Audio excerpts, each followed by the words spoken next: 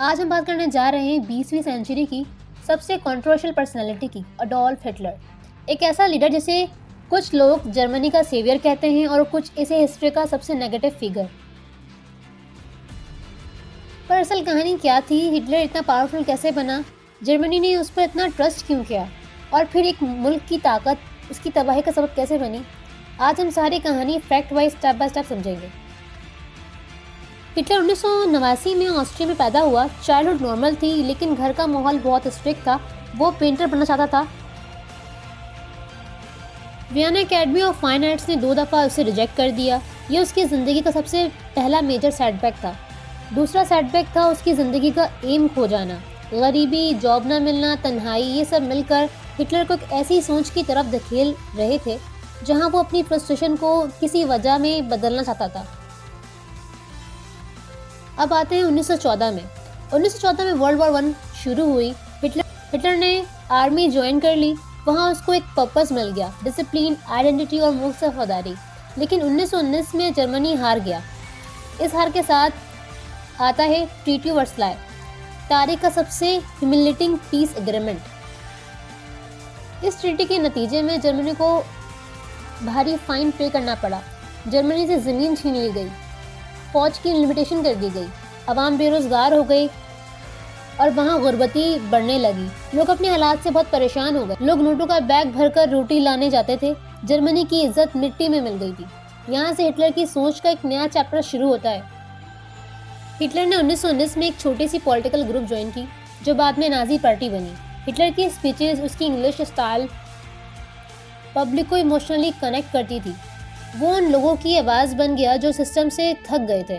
1923 में उसने power grab करने की कोशिश की, लेकिन फेल हो गया। उसे जेल भेज दिया गया, लेकिन जेल में आइडियोलॉजी और पॉलिटिकल स्ट्रेटजी लिखी। 1929 में ग्रेट डिप्रेशन ने पूरी दुनिया हिला दी। जर्मनी सबसे ज़्यादा तबाह हुआ।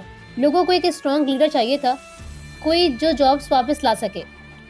हिटलर ने इस अपॉर्चुनिटी को यूज़ किया। जर्मनी को इज्जत दिलवाऊंगा, इकोनॉमी ठीक करूंगा, मुल्क को सुपर पावर बनाऊंगा। 1932 से 1933 तक नाजी पार्टी सबसे स्ट्रॉन्ग पॉलिटिकल पार्टी बन चुकी थी। आखिर 1933 में हिटलर चांसलर बन गया। हिटलर ने जर्मनी की इकोनॉमी को तेजी से ऊपर उठाया। Industry, motorways, railways, research, defence, सब में इन्वेस्टमेंट हुई। अनएम्प्लॉयमेंट ऑलमोस्ट खत्म हो गई थी। जर्मनी फिर से दुनिया की ताकत बन रहा था। आवाम को लग रहा था कि हिटलर ही उसका असली लीडर है। लेकिन यहाँ एक बड़ी प्रॉब्लम थी। पावर जैसे जैसे बढ़ रही थी, हिटलर का कंट्रोल भी एब्सोल्यूट होता जा रहा था। हिटलर का विजन यूरोप को कंट्रोल करना था। 1939 में उसने पोलैंड पर हमला किया और शुरू हो गई वर्ल्ड वॉर 2।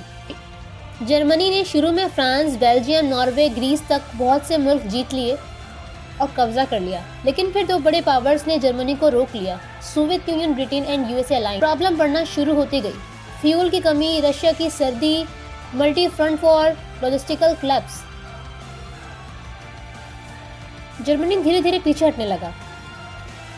1945 तक बर्लिन चारों तरफ से घिर चुका था। हिटलर अपने बंकर में था। उसे पता था जर्मनी हार गया।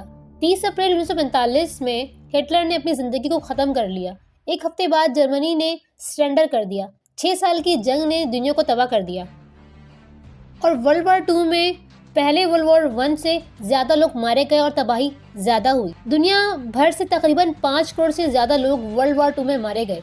सिटी, सियासी, माशी, सोशल तौर पर तबाह हो गए। दुनिया का नक्शा बदल गया।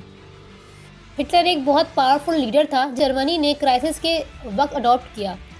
उसने मुल्क को ऊपर उठाया, लेकिन उसी ताकत ने जर्मनी को तबाह कर दिया। इस कहानी का सबक ये है, जब भी किसी मुल्क का लीडर पावर को इंसानियत से ऊपर रखता है, जब अवाम इमोशंस और गुस्से में पॉलिटिकल डिसीजंस लेती है, तो तबाही लाजमी हो जाती है। हिटलर की कहानी सिर्फ एक आदमी की नहीं, ये वार्निंग है कि पावर अगर अकाउंटेबिलिटी से ज़्यादा हो जाए तो दुनिया को दोबारा तबाह कर सकती है।